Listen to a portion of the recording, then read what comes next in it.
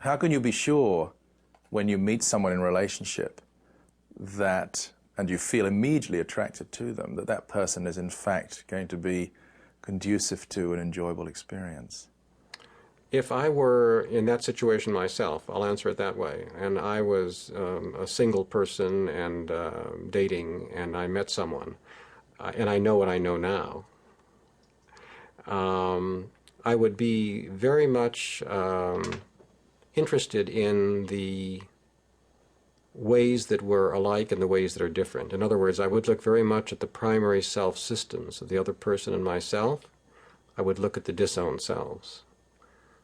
I also would make sure that no commitments were made whatsoever on any level until enough time had passed that I could see what was under the primary self system in the other person.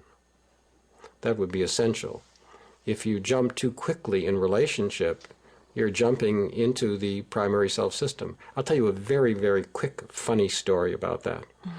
A businessman, this is a couple that came to see us, businessman, very successful, high-powered, busy, goes to Hawaii once a year to one of the islands where he lets down and he shifts from his pusher primary self to his beach bum primary self. He's done that every year for 5-10 years. The last time he meets a woman who lives on the island of Kauai, and she is an absolute Kauai type, you know, soft, loving, caring, has a business there. They fall in love, and in that month they meet, fall in love, get married. The month is now over. They're just crazy about each other. They come back to his huge, super mega buck home in the Bay Area, and he goes to work. Goes back to the original primary self, and this poor woman did not know what hit her. He wasn't being mean. He was just being who he was 11 months out of the year. And she went crazy, filled with rage and disillusion and disappointment.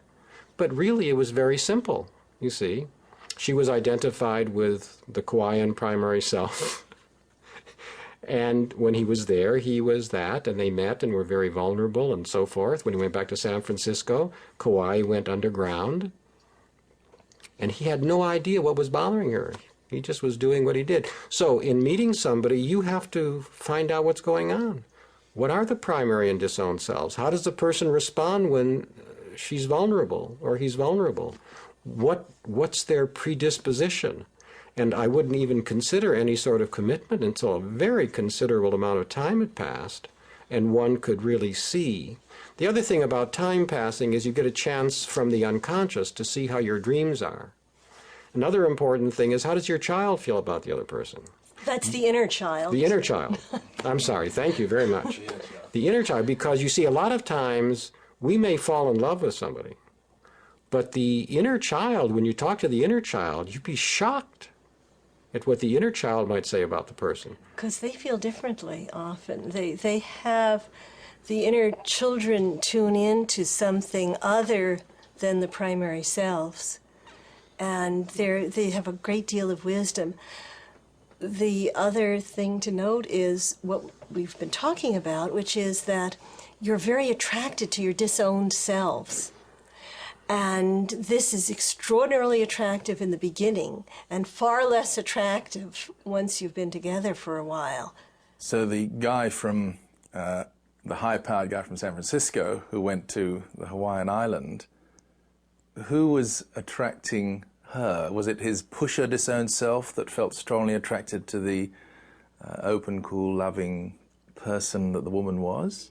His primary self would have been attracted to this woman because she carried the opposite. And she would have been attracted to his pusher? And at some level, she would have been attracted to his pusher and not known it. That's the work she would have had to do if she could do it. She would have to embrace her own pusher in order to be with him. Because you don't, you know, if she was attracted to somebody that powerful and that pushing, she must have that strong a pusher or a power underneath that's waiting to be released. I know a divorce lawyer who said the most common remark he ever heard from people who got divorced was, I never knew they were really like that underneath. Is this because the others arise? Yes, absolutely, because you're dealing with primary selves, and all the disowned selves aren't part of the marriage. Very often in voice dialogue, we're talking to these disowned selves, and we say, well, apparently you were never at the marriage ceremony. You've never been part of the marriage. And the disowned self, that's right, I've never been there. Well, yeah. The other thing that happens is when you fall in love and you're all excited and you're really attracted to somebody, your primary self may be asleep for a while because everything is so delicious. And then your primary self only comes in when the vulnerability hits or discomfort hits or you're back at work or the first challenge arises. So is it possible to find somebody who you can match all your selves to? Our experience is that as you unhook from primary selves, you begin to pull into your orbit people in general and partners in particular that belong to you and that fit. We've just seen that happen so many times. And as long as you're living in primary selves, you keep attracting the same opposite types into the system over and over and over again.